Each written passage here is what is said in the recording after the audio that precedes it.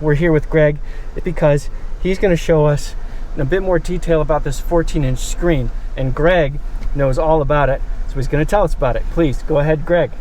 Well, thank you for giving us the opportunity. So what we did with the latest generation of audio multimedia is we've created an environment where you're one step away. The idea is you're one step away from where you want to be within the head unit. There's no more of the deep menus that we've had in the past. We really wanted to clean that up and make it a little bit more focused on the user experience. You can see on the screen that we've got a persistent menu on the left-hand side. Makes it easy for you to get wherever you need to get. It's pretty intuitive. Now, when you say persistent, you mean this is always there no matter what else shows up? That is absolutely correct. So right. When you click on others, right, it's easy to move around in the environment. Understood. You want to have your navigation, you want to have your music, you want to talk on the phone or have phone interaction, you want to have some vehicle information, and then you want to get to your settings. And one thing I'm noticing right away is not just the screen, but we have two cell phones down here, smartphones no less. And back here, that's a Qi wireless charger, correct? That is absolutely correct. And then right here, that's not a charger, but another space. That is correct. Okay, so why do you have two phones in the car? Well, because our new audio multimedia can have two phones paired at any given time via Bluetooth. Simultaneously? Simultaneously. Okay. It will actually receive calls from either phone while you're in the vehicle together. So what else? So I know that this screen has different, like pinching, like I just did to Zoom. You can pinch in, pinch out, yep. A little bit more similar to smartphone technologies. You can see that we're in Texas. What are some other key features of nav that we should know about? Sure. Well, the great thing about nav is it is persistent and it's in the cloud. So the great thing about being in the cloud is it's always updated. Your POIs, or your points of interest, when you go into that, is very importantly driven by Google, right? So we wanted to pair with someone who could help with making sure we were updated all the time. So what was this is just perspective. Oh, that's interesting. Yeah. So that's between 2D and 3D. Absolutely. And then this is pinching in. Oh, I just zoomed out a you can lot. go all the way out. Okay, so we're here, and then we can zoom in this way. Yeah, very good. Sorry, you were saying. So one of the things that you can do is actually control your Navi. So in the past, it's been a little bit more difficult to pull your POI. So we've had destination assist and some of the other voice controlled things where you can call out to a person on the phone who can help get your POIs. But we've created a new environment with our voice recognition. It's called Intelligent Assistant.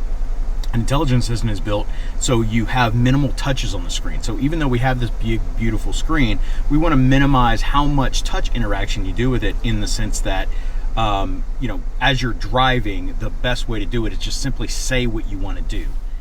Hey, Toyota. What do you want to do? I feel like coffee.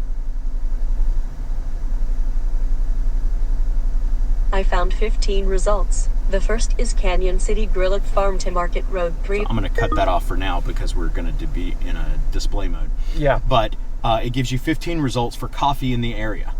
What you're able to do is simply go in, take a look at the metadata, and make a determination on what you want to do with them. And this is a partnership with Google. That is correct. So we built the interface, we built this perspective, but we pull POIs from Google so that we can stay up to date and make sure we have the latest information. Very good. Okay.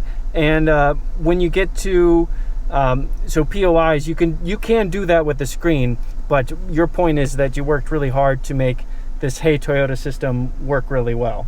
That's right. You can touch the screen, so that's the good part of it, but it's not necessary in all cases. One of the things you can do is you can share a location, so you can ask somebody via this if they want to go there. You can save it for later. You can make a call to those folks. You can look at your directions, your hours, your average rating. So you have all the metadata that you would have if you did a search through your phone, but you have it all through your screen. Once you want to go to that location, so normally that would happen via voice, but you can also go in and share an ETA. You can add a stop on your trip. You can do all that stuff through VA.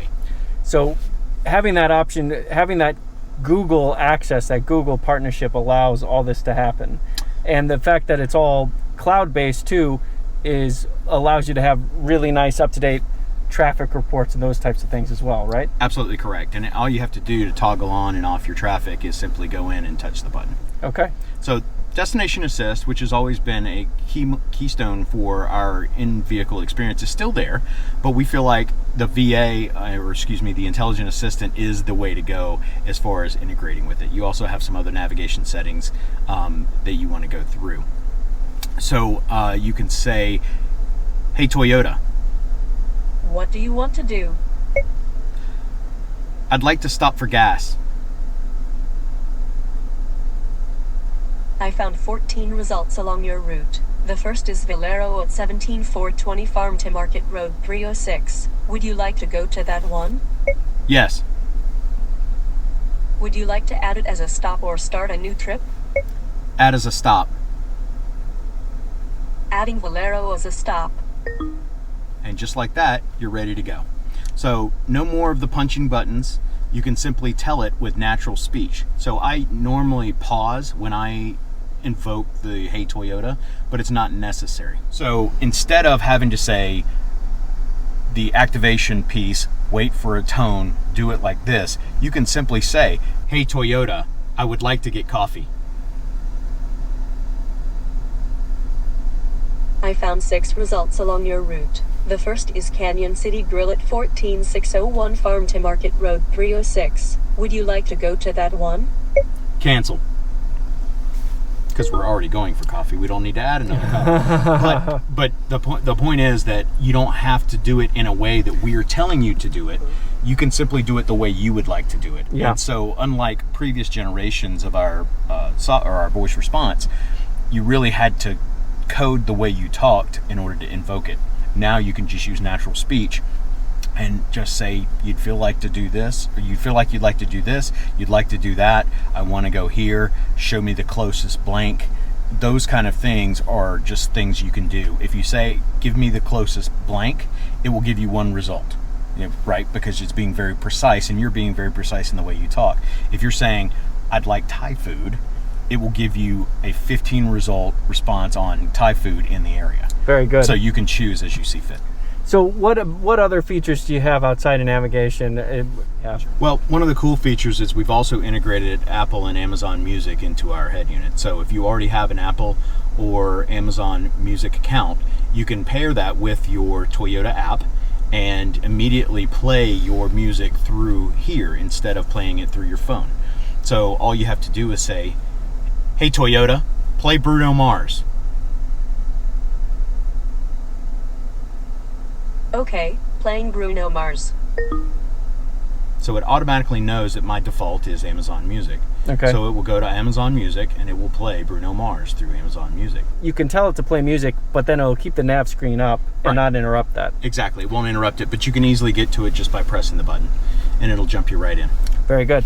But you can still connect your phone via Apple CarPlay or Android Auto. Absolutely, and it's wireless in our current version of Audio Multimedia. As you can see here, I've got both of my phones that have been paired to the vehicle via Bluetooth. And so if I wanted to use a separate phone, so right now my primary phone, and I'm running off of Steve's phone, easily switching over to Sharon's phone is as simple as simply clicking on it and hitting connect. And then you can see the CarPlay icon pops at the top. Yep, there it and goes. So again, going back to our earlier conversation about being one step away. So unlike before where it was hard to transition between your navigation if you wanted to use it here and then play your music or do something else on CarPlay, we have the ability for you to easily transition between the two. So all it takes is simply clicking on the button and you're in CarPlay. Very And good. You can do whatever you need to do here, and then if you want to go back, you just pop back in and you're in navigation. Okay, so you have all these different options, all these different ways to connect phones, but what else can you do? Well, so we've introduced what's called the user profile as a part of the Audio Multimedia. That gives us the ability to carry customized settings over between. So you simply go in, take a look. This is the user profile we have loaded here. Man, you have a lot of different options here too. Wow. We do. There's a lot there. But what the user profile does for us is it allows you to carry your customizable settings across different vehicle platforms. But it also allows you to keep those settings and keep your music and things like that in the head unit without having to have a phone attached. You don't have to have your phone in order to load your user profile. You can actually pair it directly to your key fob. Oh, wow. And that will load your personal settings, so you can play your Apple or Amazon music. You can have your specific radio settings that you want to have for Sirius XM or FM or AM radio all loaded in there without having to carry around anything else other than this. You also don't have to have the key fob or the phone either. You can actually load it via the cloud into the head unit by putting in your passcode. Okay, wow. There's a lot of cool features on this 14-inch screen, and it has this new connected services setup that you guys have from Toyota.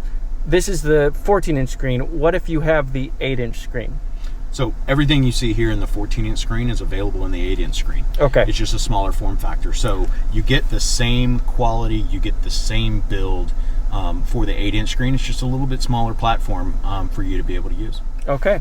Greg, thank you so much for showing us this cool 14-inch screen and walking us through some of the details. My pleasure.